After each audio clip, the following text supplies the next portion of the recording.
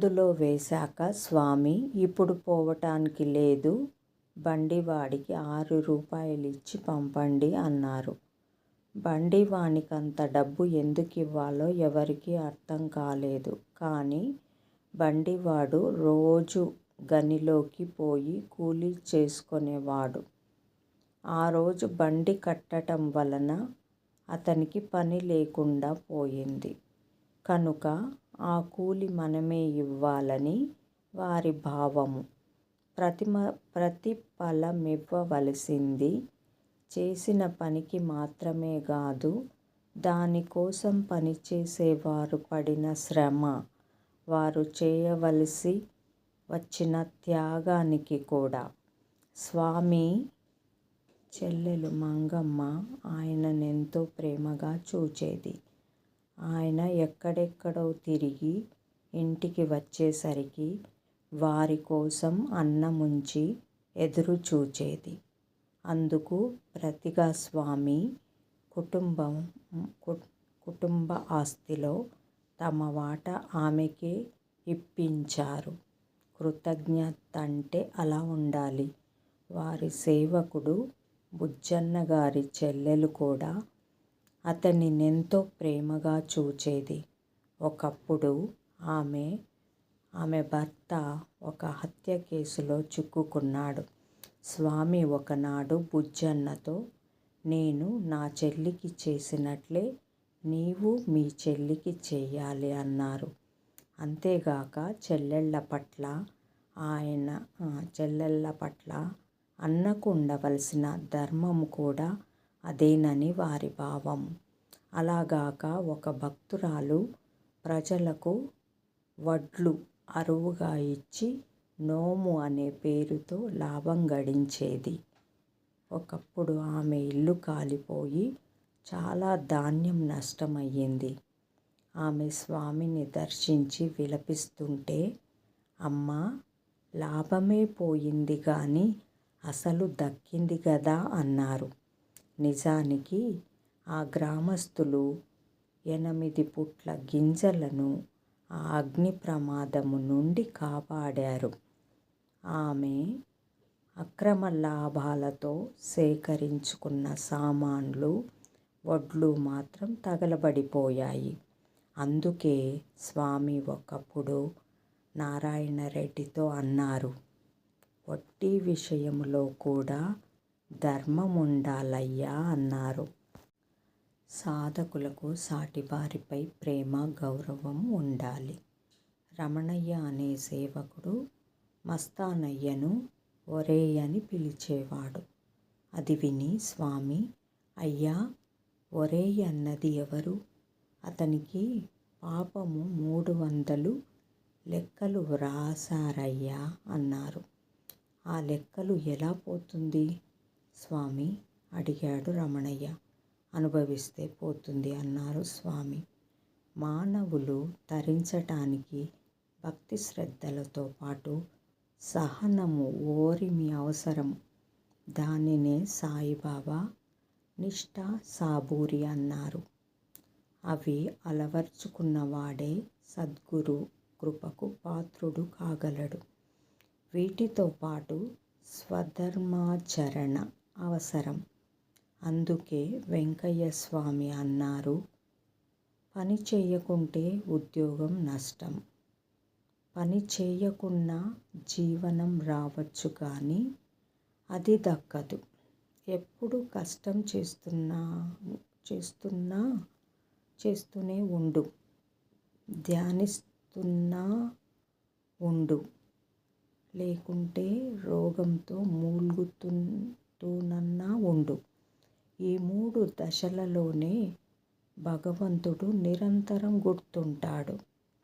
కర్మశేషం తీరుతూ ఉంటుంది. కొత్తగా కర్మ సంక్రమించకుండా ఈ సూత్రము ఆయన ఆచరించి చూపారు కూడా. ఒకసారి స్వామివారికి మోకాళ్ళు పట్టుకుపోయి నడవలేకపోయారు. సేవకులు ఎంత బతిమాలినా ఆయన వైద్యం చేయించుకోలేదు. తాము అడగకనే స్వామి తగిన చికిత్స తెలపాలని, అది చేసి స్వామివారి కాళ్ళు బాగు చేయాలని తలచి కస్తూరి అంకయ్య గారు గొలగమూడి వచ్చారు. స్వామికి తెలియనిది ఏమున్నది? ఆయన ఇలా అన్నారు, ఈయనకెందుకయ్యా ఆమయాన్ని కూర్చుంటే లెక్క, కర్మఫలం తగ్గిపోతుంది కదా.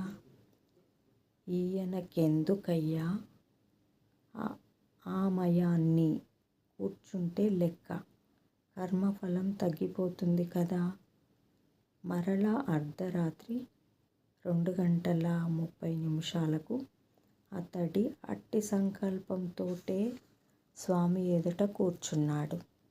స్వామి అతనిని చూచి, అట్లా అడగకూడదయ్యా అన్నారు. అంకయ్య చికిత్స విధానము తెలుపమని మరలా సైగ చేయగానే, అలా అయితే మళ్ళీ రావాలయ్యా, తప్పు, అలా అడగకూడదు అన్నారు. అలానే ఒకసారి స్వామికి 15 రోజులు విరోచనాలై చాలా బలహీనంగా ఉంటే ఒక భక్తుడు, మందు తీసుకోండి స్వామి అన్నారు. ఆయన, దేవుడిచ్చినది అనుభవించవద్దా అయ్యా అన్నారు.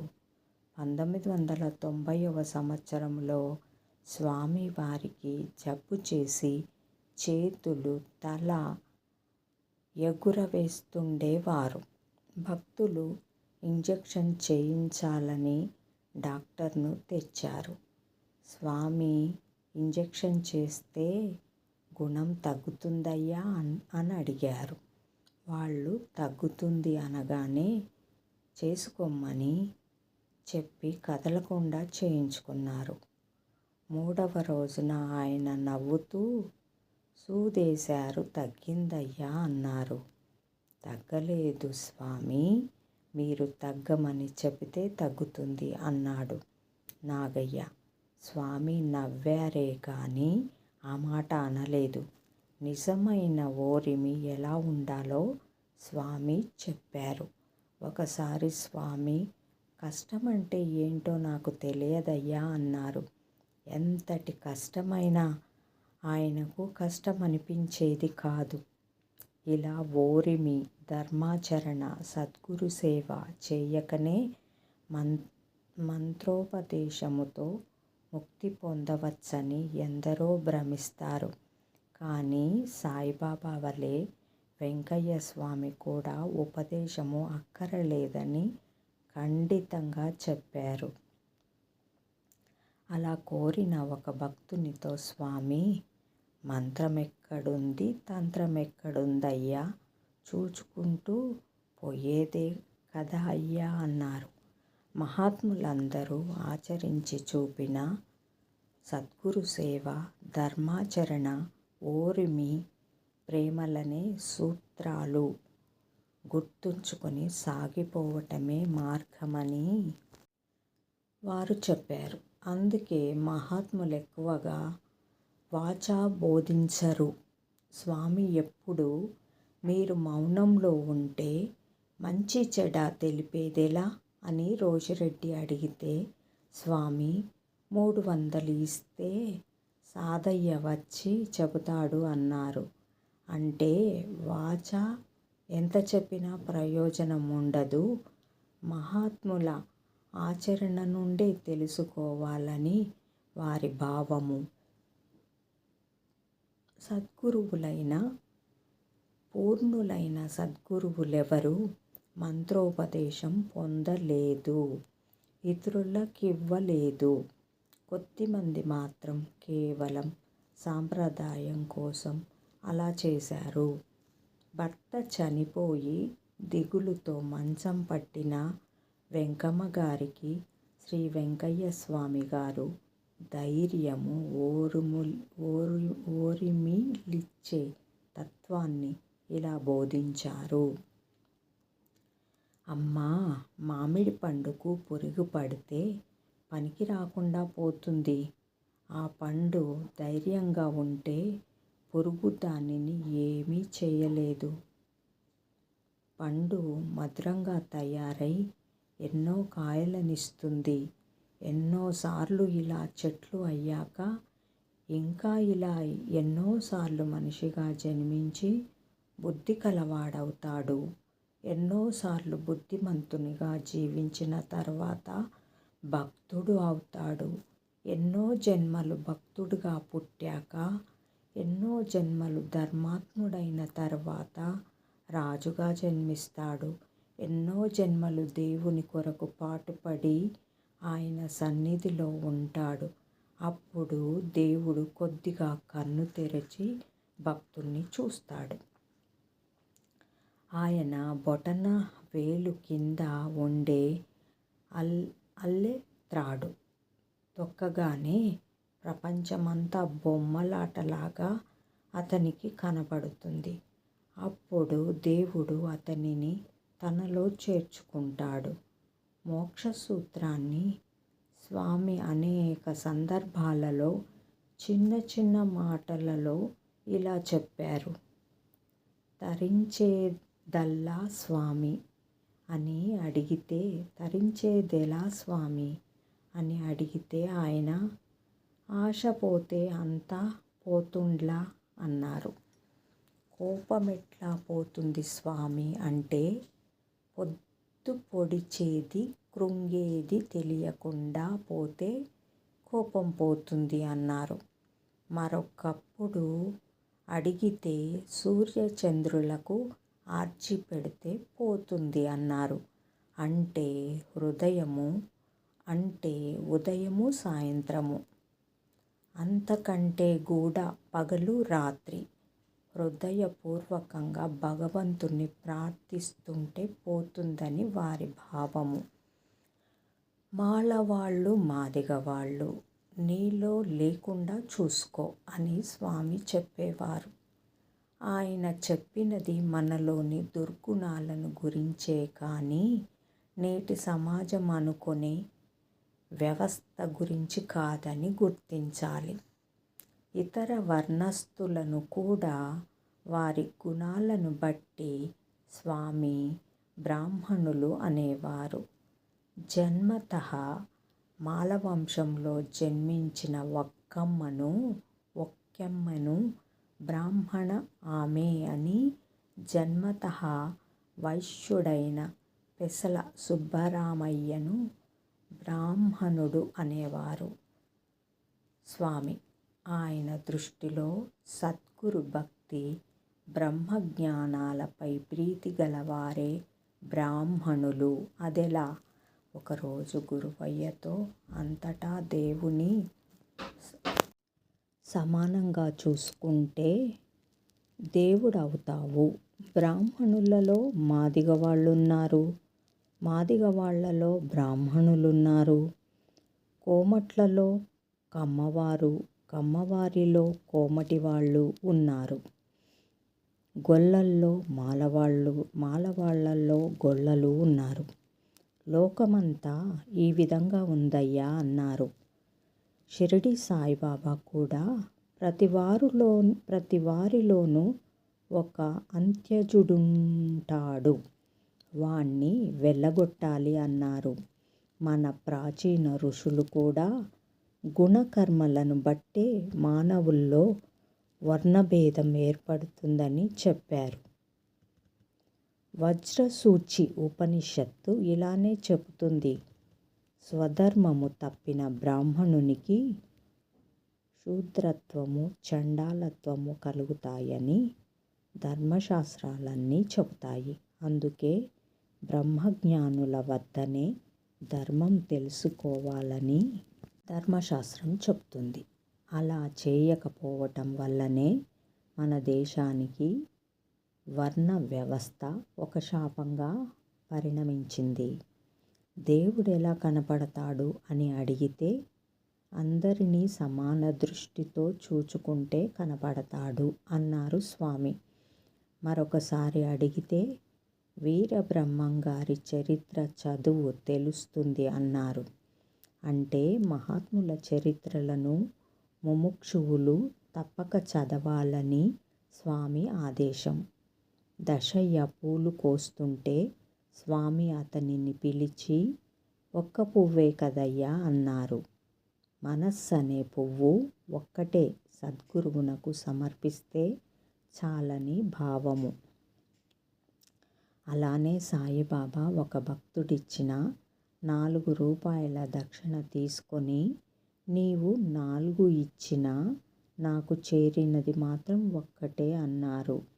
వేలూరి సుబ్బరామయ్య ఇలా చెప్తాడు. మా గ్రామంలో గ్రామదేవత బంగారమ్మ తిరునాళ్లలో జంతుబలులు జరిగేవి. ఒకనాడు స్వామి బంగారమ్మ సముద్ర స్నానానికి పోయి వచ్చింది. ఇక మీదట జంతుబలి మాని పాలు పొంగళ్ళు పెట్టుకోవాలి అని దండోరా వేయించమన్నారు స్వామి. నేను అలాగే వేయించాను. అది మొదలు నేటికి పాల పొంగళ్ళే సమర్పిస్తున్నాము. దొంగతనం విషయము ప్రస్తావనకు వచ్చినప్పుడు పావలాకు 10 రూపాయలు పోతుండ్లా అయ్యా అన్నారు స్వామి. దొంగతనము వలన ఒకటికి 40 రెట్లు నష్టమైతే దైవానికి భక్తితో సమర్పించిన పావలాకు ఎన్ని రెట్లు లాభమో ఆయనే లాభంలో భాగం తీసుకుంటే పాపంలో కూడా భాగం వస్తుందయ్యా అన్నారు. మరొకప్పుడు ఒక భక్తుడు మనిషి చనిపోయాక మరలా మనిషిగా జన్మిస్తాడా లేక పశుపక్షాదులుగా పుడతాడా అని స్వామి, మనిషై పుడితే మనిషిగానే పుడతాండ్లయ్యా అన్నారు. ఈ మాటలకు కూడా ఆశగాక ఆశయమని అర్థం చెప్పాలి. పుట్టినవాడల్లా మనిషి కాడు. మహాత్ములను ఆశ్రయించిన వివేకము పొంది ధర్మాన్ని ఆశ్రయించాలి. అప్పుడే మనిషి అవుతాడు. నీకు ఇతరులు ఏమి చేయాలనుకుంటావో నీవు ఇతరులకు అదే చేయాలి అన్న సూత్రాన్ని పాటించేవాడే మనిషి. పశుత్వము ఏమాత్రం మిగిలి ఉన్నా అతడింకా పూర్తిగా మనిషి అవనట్టే.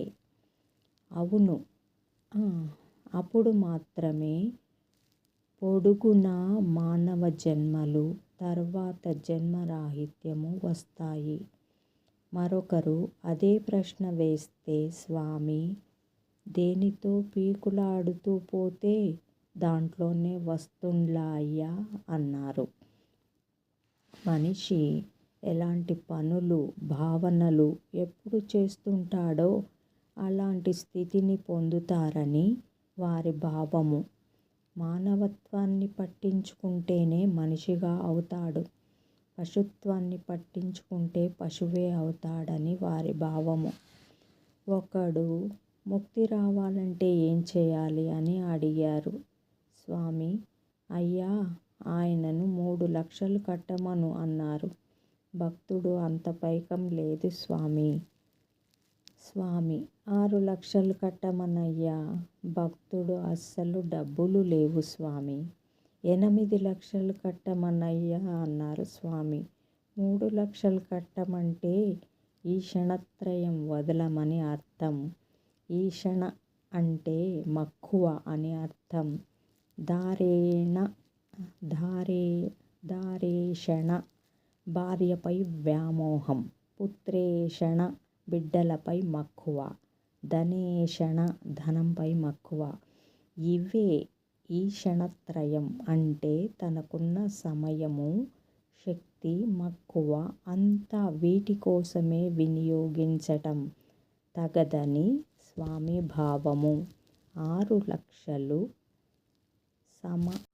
లక్షలు సమర్పించటం అంటే అర్షడ్వర్గాన్ని కామ, క్రోధ, లోభ, మోహ, మద, మత్సర్యాలు జయించటమని అర్థం. 8 లక్షలంటే అష్టమదాలు. వీటితో ప్రతి ఒక్క దాని వలన కొన్ని లక్షలు పుణ్యం నశించి అన్ని లక్షలు పాపం వస్తుంది. భక్తుడు: స్వామి, నన్ను సాధన చేసుకుంటూ ఎక్కడుండమంటారు? సరే, దీనికి జవాబు వచ్చే అధ్యాయంలో తెలుసుకుందాము. ఇప్పటికే 11 పేజీల పారాయణ కొంచెం దాటింది. జై బోలో సద్గురు వెంకయ్య స్వామికి జై. 10వ పారాయణ వెంకయ్య స్వామి జీవిత చరిత్ర 10వ అధ్యాయము 10వ రోజు పారాయణ సమాప్తము. జై బోలో వెంకయ్య స్వామికి జై.